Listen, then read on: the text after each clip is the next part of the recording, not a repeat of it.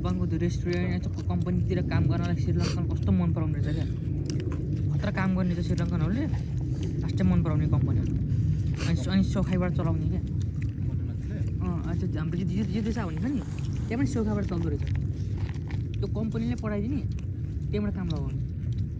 हामीले देश गएको हामीले पढ्छौँ नि त सिनमुनले पढ्छौँ नि त त्यो गएकोले चाहिँ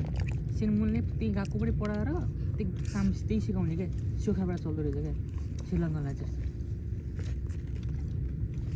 कुन ठाउँको एउटा गाउँतिर गाउँ अलिक माथि त भयो जस्तै हामीले सेमन पढेर हामीले विदेश गएको के खाइसा छिर्यो नि बुझ्यो बल्ल खाइसाले चाहिँ पढाउने भनेको खाइसाले चाहिँ गएकोमा पढाउने नि खाइसाले आफ्नो भित्रै मान्छेहरूलाई बोलाएर भित्रै पढाएर सिकाएर अनि के लाइसेन्स दिलाएर अनि काम गराउँदो रहेछ क्या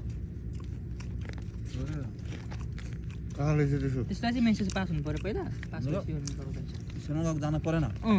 खाइसा भित्र पढाउनु भयो